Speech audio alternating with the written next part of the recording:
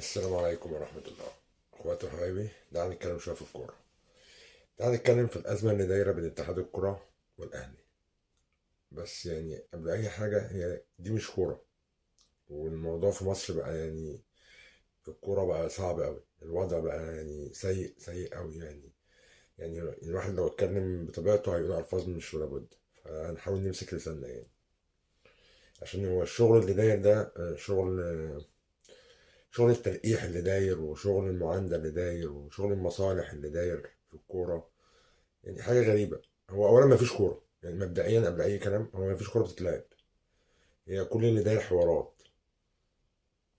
الحكم ده عمل، اتحاد الكورة خبى، اتحاد الكورة بيحامي الحكم، الأهلي عاوز حقه، دي هنا ضربة جزاء، سموحة عاوز ضربة جزاء، الإسماعيلي ضربة جزاء، بيراميدز مالوش ضربة جزاء. كلام كتير خارج الكورة في التحكيم، بس يعني الكورة في مصر عامة مشاكل تحكيمية فقط. أما مستوى فني ولعب كورة وخطة وتكتيك ولعيبة، على الملايين اللي هي بتاخدها دي كلها في كل الفرق مش في الأهلي بس، ما تستاهلهاش لأن مفيش كورة بتتلعب. فلما تيجي تبص إن اللي داير بين اتحاد الكورة والأهلي شغل وصل لشغل التلقيح وشغل النسوان، وإن الحكم إن الأهلي عامل أزمة بسبب ضربة الجزاء اللي هو ما حسبهاش، إن اتحاد الكورة كمان بيكرمه. يعني الموضوع بقى مستفز لأبعد الحدود، وما بتبقاش انت فاهم.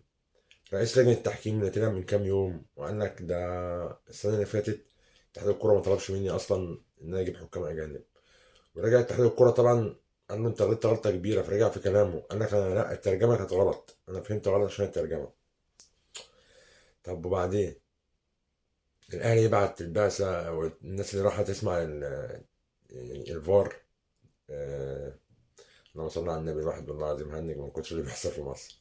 تسجيلات الفار اللي كانت دايره في الماتش بسبب الحكم، اللي الناس كلها عارفه هو كان بيعمل ايه. يعني ازاي حكم كان يقول للعيبه الالفاظ دي، وازاي الغل اللي جوه الحكم ده ضد لعيبه الاهلي. بعيدا هو منين، ان في ازمه برضك ظاهره على الوش كده ان هو كفر الشيخ، من كفر الشيخ. انا ما يلزمنيش هو منين، انا يلزمني اللي هو عمله والاسلوب اللي كان بيتعامل بيه مع اللعيبه، والغل والاضطهاد اللي هو كان بيتعامل بيه. يعني هو كان بيتعامل من حته نقص، يعني هي مش حته كرويه او حته شخصيه، كمان هي حته ان هو عنده نقص من اللعيبه نفسها. فتيجي تبص الاهلي بيعمل اجتماعات، واتحاد الكوره بيعمل اجتماعات، اتحاد الكوره ما بيقبلش النادي الاهلي، وازمه هنا وازمه هنا والازمات كلها تيجي تبص عليها هي خارج نطاق الكوره. وعندي من الاتحاد مع الاهلي اللي هو بقى ايه، كل واحد بيفرض عضلاته، تعال نشوف مين اقوى من مين. وهاني بوريدا عايز يوري الدنيا كلها ان هو بصوا انا ولا الاهلي ولا غيره يشغلني. بعيد عن ان هو زملكاوي، يعني بعيد عن ان هو زملكاوي، هو عايز يوري الناس كلها ان انا بصوا اهو.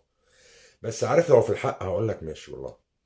بس احنا لو نفتكر شويه كده برضك من كام سنه ازمه هاني بوريده مع الكره المصريه كلها ايام كاس العالم اللي احنا رحناه اخيرا، يعني كان في 2018، وطلعنا بفضيحه منه، والناس كلها طلبت باستقالته، والناس كلها كانت طالبه ان هاني بوريده يسيب الاتحاد، والفضايح اللي كانت موجوده فيه وكل حاجه.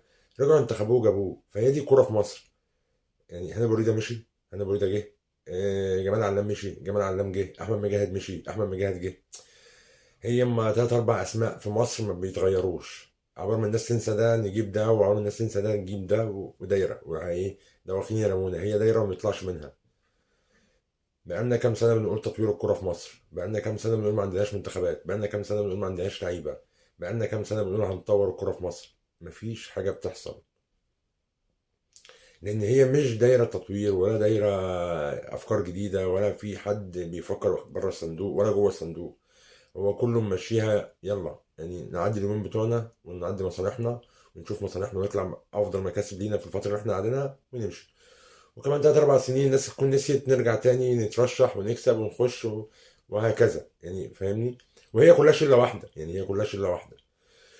وطبعا المستفيد من كل ده يعني ايه، الناس اللي هي عاوزه السبوبه، بودكاست هنا، على اعلامي هنا، على لعيب كوره ما كانش بيلعب كوره اصلا ولا كان ليه لازمه في الكوره، وطلع دلوقتي يتكلم على ازمه الاهلي وازمه اتحاد الكوره واللي بيحصل.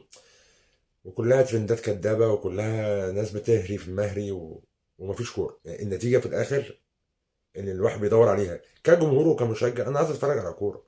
انا يلزمني محمود الوفا ولا يلزمني اتحاد الكوره ولا مصالح اللي دايره ولا اي حاجه من ده كله. انا يلزمني ان لما يجي ماتش يشتغل اتفرج عليه، اتفرج على كوره، اشجع فريقي، يكسب بقى يخسر، مستواه وحش مستواه حلو، يا عم انا تمام. ولا تظلمني واديني حقي ولا تيجي عليا، وفي نفس الوقت الاقي كوره الواحد يمتع نفسه بيها شويه، ينسى بيها الدنيا شويه. اما الوضع الحالي هي وضع يعني، يعني مش الواحد مش عارف يوصفه، والله العظيم ما لاقي وصف ليه. لا في كوره داخل الملعب، ولا في كوره خارج الملعب، ولا في كوره نهائي، ومش عارفين احنا رايحين لحد فين. امبارح اتحاد الكوره ولا النهارده الصبح يكرم محمود وفا، وبقى شغل نسوان وشغل تلقيح وشغل مكايده وانا بص انت بقى عاوز ترفع عليه قضيه ومش عاوز احكمك تاني ومعترض عليه. لا انا تمام، انا عاجبني، وبص انا بديله جايزه وبكرمه. اه عندنا فيه بس مش اكتر. انت عاوز حكام اجانب؟ لا مفيش حكام اجانب. انت بعت استئناف للكاف عشان ماتش الترجي؟ لا مش هوديه اصلا. طب لصالح مين؟ يعني هو اللي بيحصل ده كله لصالح مين؟ ده السؤال اللي انا نفسي اساله يعني. اللي بيحصل في الكوره كلها ده في مصر لصالح مين؟ لو حد عنده اجابه يا ريت يعني يجاوبنا. الواحد كان نفسه يلاقي كرة ماشية وفي ماتشات وفي حماس والسبع الكبار وماتشات فيها نزاهة تحكيمية، والأفضل يكسب والأفضل ياخد الدوري. مش نهاية العالم إن الزمالك ياخد الدوري ولا بيراميدز ياخد الدوري ولا الأهلي ياخد الدوري. اللي ياخد الدوري ياخده، بس نتفرج على كورة، نتفرج على منافسة، ما نتفرجش على مكايدة ونتفرج على دوري موجه أو دوري فيه يعني موجه لفرقة معينة بظلم تحكيمي للاهلي او لغيره. يعني الاهلي انظلم او الزمالك انظلم او بيراميدز انظلم، مش عاوزين حد ينظلم، عاوزين يبقى في عداله. انت معاك فار يا استاذنا، انت هتجنونا. يعني انت معاك اوبشن ان انت بتتفرج على الكوره مره واثنين وثلاثه، وانت بتحكم في الماتش وهو شغال. في حكم قاعد بره بيقول لك الكوره دي لا ضربه جزاء، لا الكوره دي فيها طرد، لا الكوره دي فيها. انت عاوز ايه تاني؟ ايه اللي يخليك توصل للمستوى ده من الغلطات جوه الملعب؟ يعني ده اللي مش عارف اتخيله.